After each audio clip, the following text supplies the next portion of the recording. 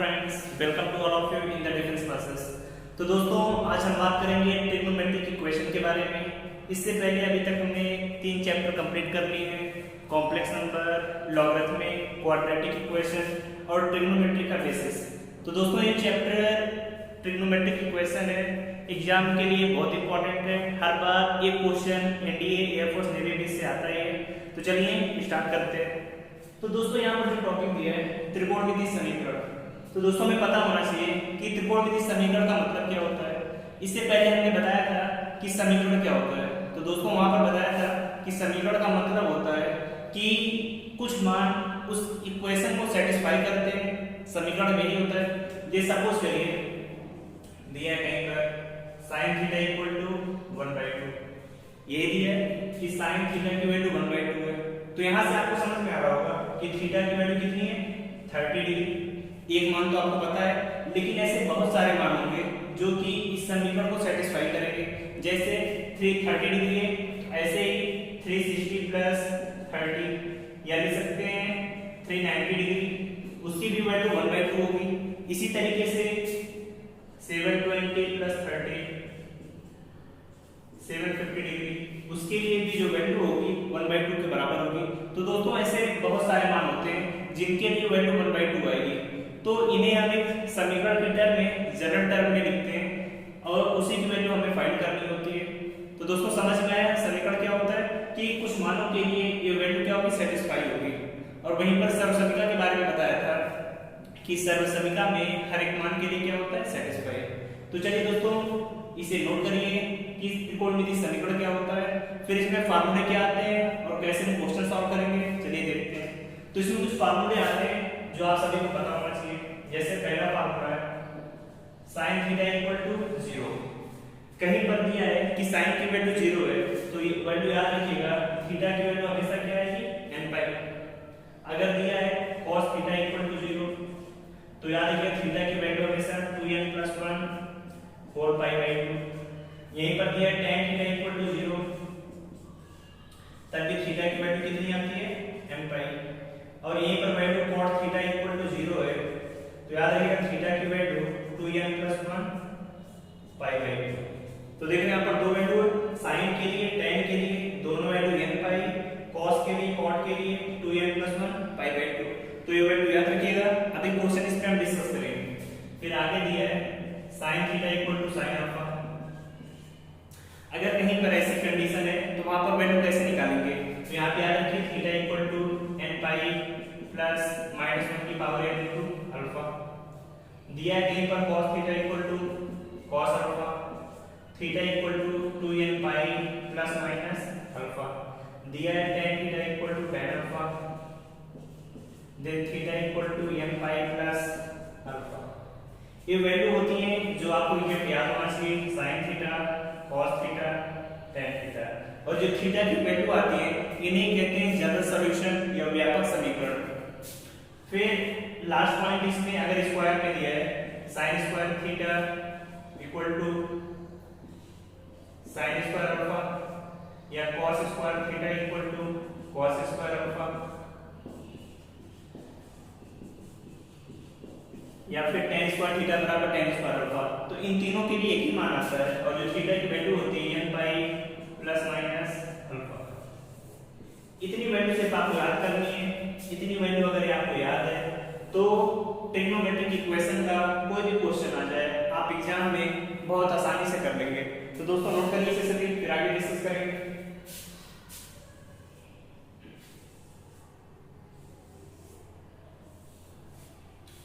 Note कर लिया सभी ने। ये वैल्यू आपको हमेशा याद रखनी है कि sin थीटा या tan थीटा इक्वल टू 0 है, तो थीटा की वैल्यू हमेशा कितनी आएगी, n pi. cos theta equal to 0 या cot थीटा इक्वल टू 0, तब थीटा की वैल्यू जो होगी 2n + 1 π/2। यहीं पर sin theta equal to sin alpha, then theta equal to n pi plus -1 की power n into alpha. cos theta equal to cos alpha, theta की value 2n pi plus minus alpha.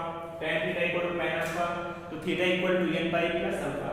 यहीं पर अगर sin में बात करें, sin square theta equal to sin square alpha, cos square theta equal to cos square alpha, tan square theta equal to tan square alpha. कोई भी question इस form में है तो theta equal to n pi plus minus alpha. इतने फार्मूले याद कर लीजिए, सभी क्वेश्चन आपसे सॉल्व हो जाएंगे। तो नोट करिए इसे, फिर चलिए आगे क्वेश्चन करते हैं।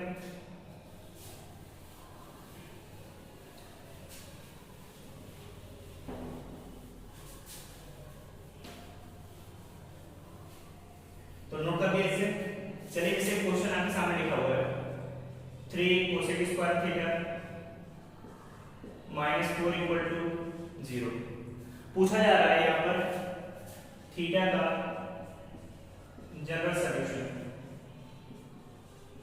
जनरल सॉल्यूशन मींस इसका आपको सॉल्व करके थीटा की वैल्यू बतानी है कि थीटा की वैल्यू क्या होगी। तो कैसे निकालेंगे दोस्तों, तरीका वही है 3 कोसेक स्क्वायर थीटा -4 = 0। अब आपको कोसेक की वैल्यू तो पता नहीं है, तो कभी कोसेक में आए, सेक में, कॉट में, तो उसे किस में कन्वर्ट करते हैं हमेशा tan में। तो इसे लिख सकते हैं 3 cosec square theta = 4 cosec square theta = 4/3। अगर इसे साइन में चेंज करें तब sin स्क्वायर थीटा = 3/4। अब देख रहे हैं sin स्क्वायर थीटा आ गया, तो इस क्वेश्चन में कभी आप ये गलती नहीं करेंगे कि sin थीटा = √3/2 करेंगे। अगर कभी स्क्वायर में है तो आपको स्क्वायर वाला फार्मूला ही लगाना होगा, समझ में आया। अब इसे क्या लिख सकते हैं 3/4 को √3/2 का स्क्वायर ले सकते हैं। अब sin की किस एंगल की वैल्यू √3/2 होती है, तो सभी को पता है कि sin 60 की वैल्यू होती है, तो ले सकते हैं sin स्क्वायर π/3। अब देख रहे हैं sin स्क्वायर थीटा बराबर sin स्क्वायर अल्फा, तो फिर थीटा कितना आ गया n pi plus minus alpha की वैल्यू कितनी है π/3। तो इस मान के लिए अब यहाँ पर आप n की वैल्यू 1 रख सकते हैं, 2 रख सकते हैं, 3, तो बहुत सारे मान आएंगे, वही सब थीटा के मान होंगे। तो समझ में आएगा कैसे करना है, नोट करिए इसे।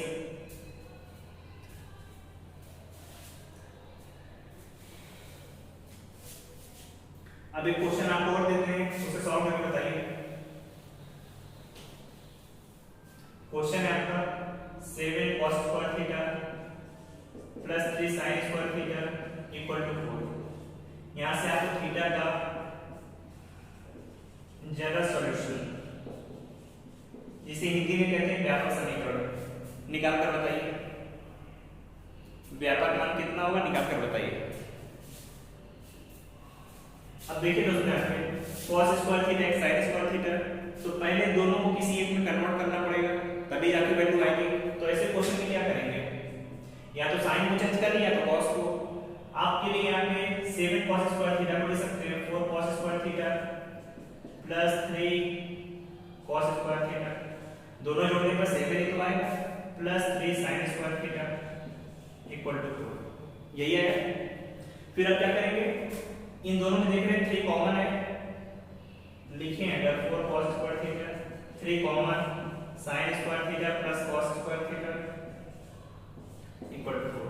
तो देख रहे हैं sin square theta plus cos square theta की वैल्यू 1 होगी, 1 में 3 का मल्टीप्लाई 3 रहेगा, तो 4 cos स्क्वायर थीटा की वैल्यू कितनी आ गई 4 - 3 = 1। अब sin की किस एंगल की वैल्यू, अब देखें यहाँ पे 4 cos स्क्वायर थीटा 1 है, तो ले सकते हैं cos स्क्वायर थीटा = 1/2। 1/4 को 1/2 का स्क्वायर ले सकते हैं। अब cos के किस एंगल की वैल्यू 1/2 होती है, तो सभी को पता है cos π/3 की वैल्यू 1/2 होती है, इसका square. cos square theta = cos square alpha, theta कितना आ जाएगा n पाई प्लस माइनस π/3।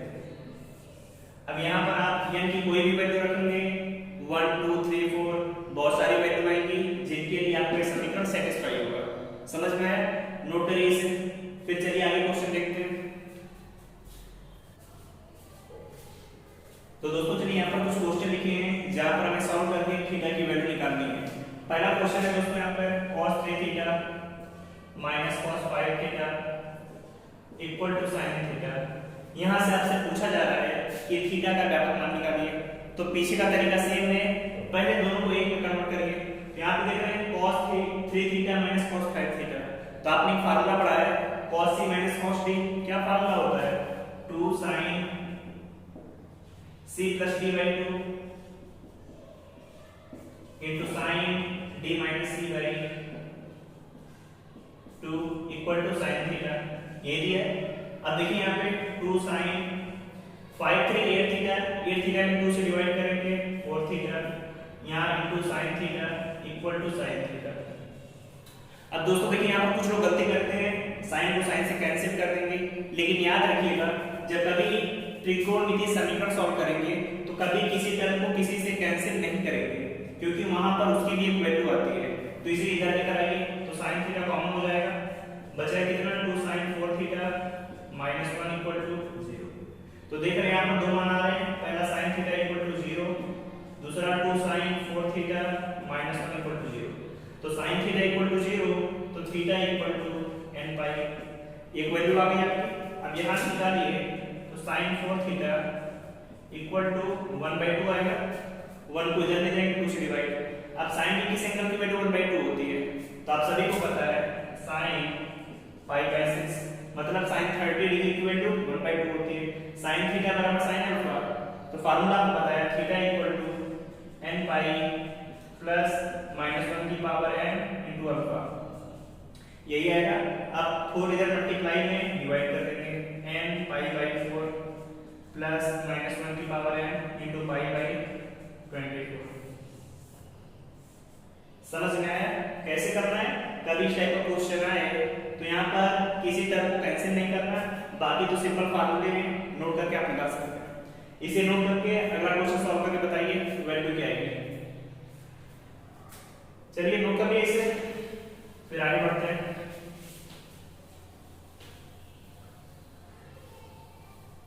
अब देख रहे हैं यहाँ पर जो सेकंड क्वेश्चन है दिया है sec square theta plus tan square theta equal to 5/3, इसकी वैल्यू आपको निकालनी है।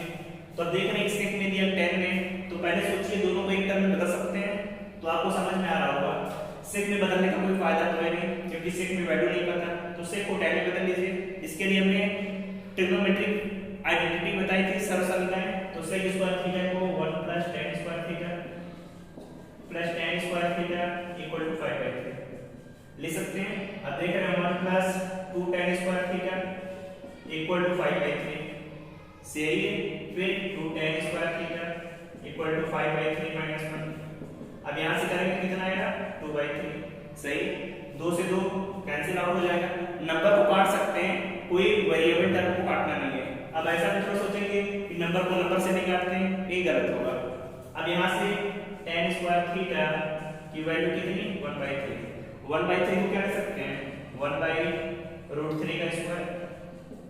अब tan की किस एंगल की वैल्यू 1/√3 होती है, तो आप सभी को ख्याल आ रहा होगा tan 30 की वैल्यू 1/√3 होती है, कितनी tan स्क्वायर π/6, ये तो वैल्यू होती है। tan square theta equal to tan square alpha, तो थीटा की value n pi plus minus π/6। Answer आ गया आपका। इसी तरीके से 3rd 4th 5 सॉल्व करके बताइए कितना आएगा।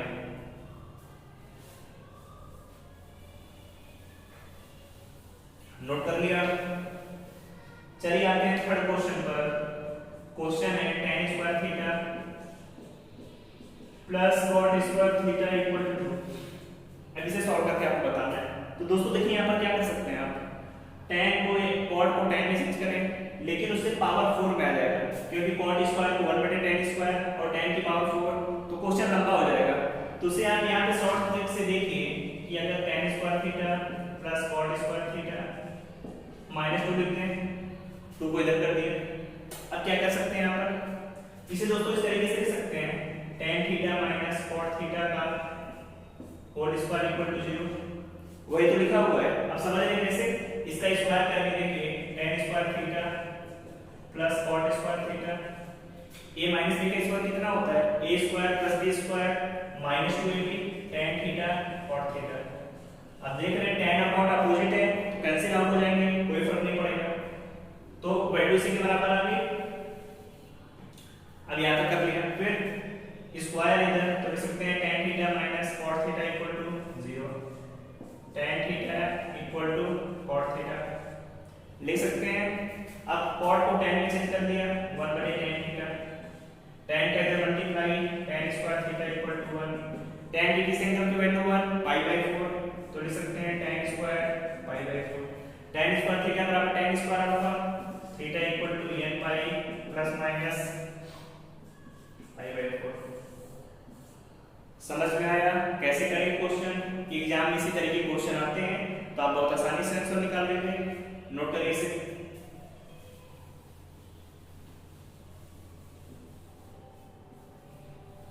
फिर आते हैं फोर्थ क्वेश्चन पर। फोर्थ क्वेश्चन दिया है tan square x equal to 3 cosec square x minus 1, इसकी वैल्यू निकाल के बताइए कितना आएगा। tan square x equal to 3 cosec square x minus 1। तो क्या करेंगे यहाँ पर 1 को इधर लेकर आया, 1 plus tan square x equal to 3 cosec square x। अब देखें 1 प्लस tan स्क्वायर x लिखा हुआ है, या तो इसे x या तो थीटा एक लिखिए, x से रहने दीजिए। 1 प्लस tan स्क्वायर थीटा की वैल्यू कितनी होती है sec square x equal to 3 cosec square x। कोई प्रॉब्लम नहीं। अब sec cos दिया है, इसमें तो कोई वैल्यू निकालते नहीं, तो दोनों क्या करेंगे sin cos में चेंज करिए, तो इसे लिख सकते हैं 1 cos स्क्वायर x, इसे 3 sin स्क्वायर x, इसे इधर लेकर जाइए sin square x cos square x, tan square x equal to 3। अब बताइए 3 को लिख सकते हैं अंडर रूट 3 का स्क्वायर। tan की किस एंगल की वैल्यू अंडर रूट 3 होती है, तो आप सभी सोच रहे होंगे tan 60 की वैल्यू, बिल्कुल सही है, tan square π/3। tan square theta का होगा tan square alpha, theta equal to ax equal to n pi plus minus π/3। कर लेंगे क्वेश्चन सॉल्व। इसी तरीके से एग्जाम में भी आपको क्वेश्चन सॉल्व करना है। अब पांचवें क्वेश्चन की वैल्यू बताइए कितनी आएगी।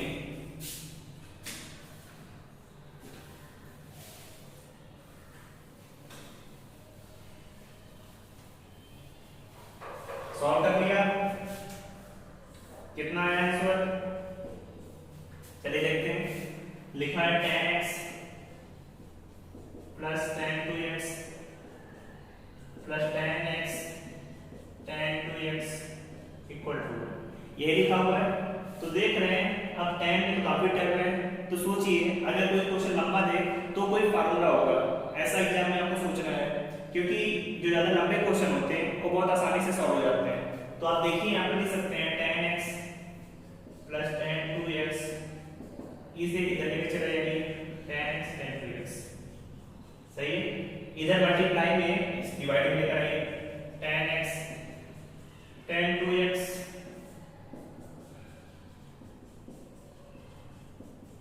ले सकते हैं tan a plus tan b upon 1 minus tan a tan b, तो आ गया tan x plus 2x equal to 1।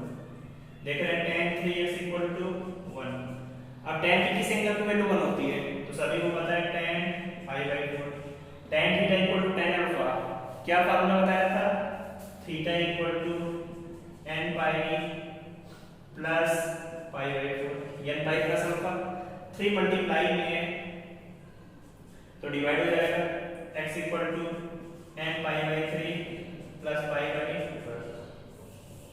समझ में आया। इसी तरीके से दोस्तों एग्जाम में भी क्वेश्चन आएंगे जहां पर आपको वैल्यू निकालनी होगी, तो आप क्या करेंगे, जितने फार्मूले आपको बताएं उतने फार्मूले याद कर लीजिए। सभी क्वेश्चन ट्रिग्नोमेट्रिक इक्वेशन के बहुत आसानी से आप सॉल्व कर लेंगे। बाकी दोस्तों अगर आपको किसी भी क्वेश्चन में कोई दिक्कत है तो कमेंट बॉक्स में लिखकर बताइए, उसका जल्द से जल्द हम सॉल्यूशन आपको बताएंगे। बाकी मैथ में कोई प्रॉब्लम है आपको तो आप उसका पूछ सकते हैं, जल्द से जल्द हम उसमें वीडियो प्रोवाइड करेंगे। दोस्तों आप सभी चैनल को अच्छा लगे लाइक करिए, शेयर करिए, सब्सक्राइब करिए।